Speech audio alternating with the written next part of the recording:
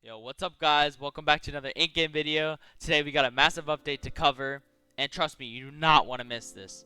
The AFK world has completely been reworked, making it more rewarding than before, and we've got not one, but 4 new power-ups, which is going to be insane, including Ultra Instinct and the Teleporting Gambit that completely change how you play the game.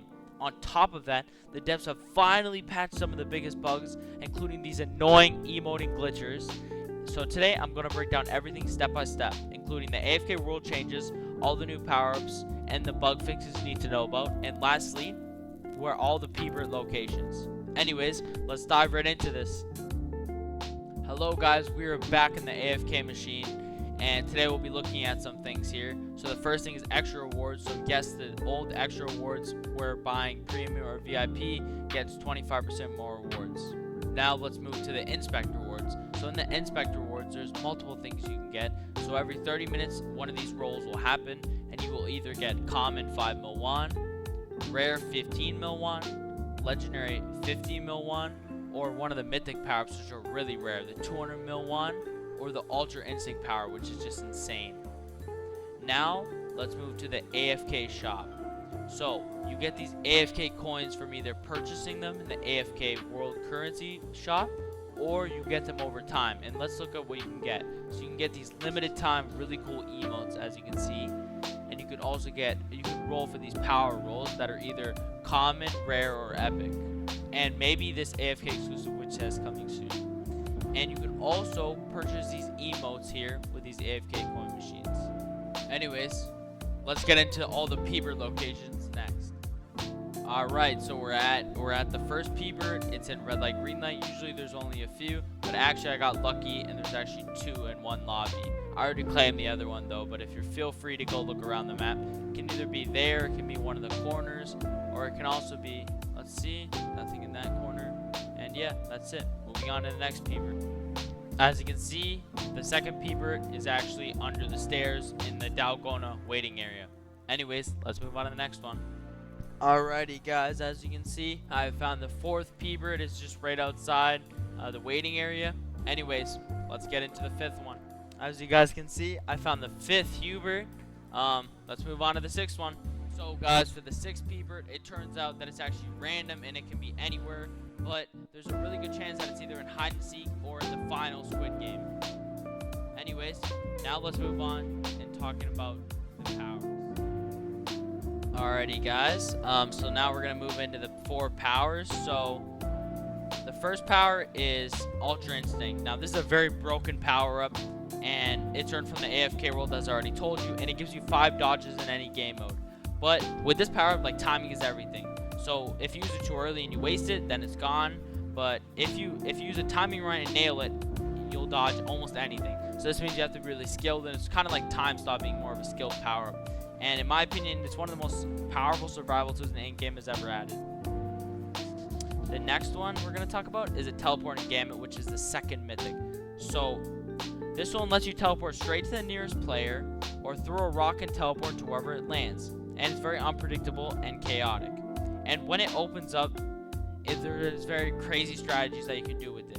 You can chase, escape, or even troll players with it too. Alright, the 3rd one is Bulldozer, which is a rare power. This one's simple but brutal. You charge forward in a defensive state and smash through anyone in your way. It's basically like turning yourself into a tank. If you like being aggressive, I think this is really good for you, to be honest with you. And this, when you're going forward, it also breaks through objects. And Bulldozer is going to be my new favorite personally. Next is Player 100, which is also the 2nd rare power-up that has been added. Now I just realized there's a lot of rare power-ups, jeez. Anyways, so basically it's like you ragdoll to the ground and you act like you're dead, but in reality you're healing yourself. Also, it's like really good because people might not know you're dead, especially in like hide and seek or like red light, green light. Anyways, now let's move on to the bug fixes and emotes. So the next thing we'll be talking about is the Game Pass editions and QOL.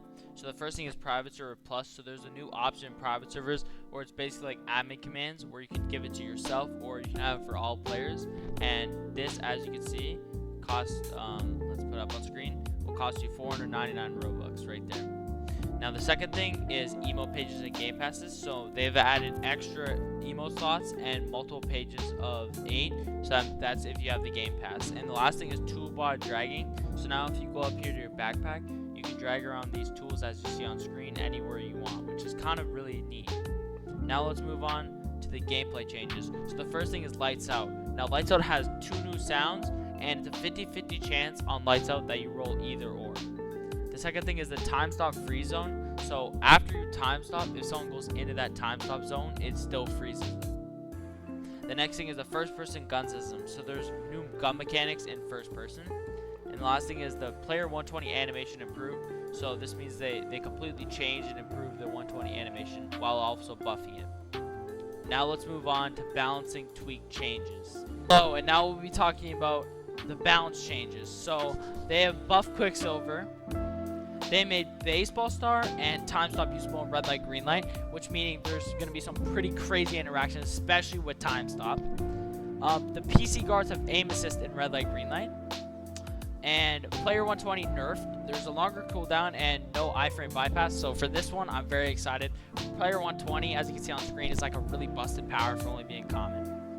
Sky Squid Game tweaks. There's a bigger triangle, stamina regen slower, climbing debuff, lower void, and pole equip is much slower, which is very good because that pole was the most broken thing in a Squid Game.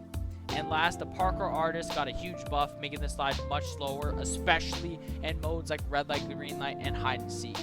This is much needed. The parkour artist, for only being a rare power-up, is very, very busted. Anyways, now let's get into bug fixes and emo glitches. Alright, so now we're going to be talking about the bug fixes. The first thing is the emo glitches are finally patched. Now, in the future, there could be more emo glitches, but there will be no more emo glitches, hopefully. Well, we'll see in the future at least. Alright, let's move into the next thing.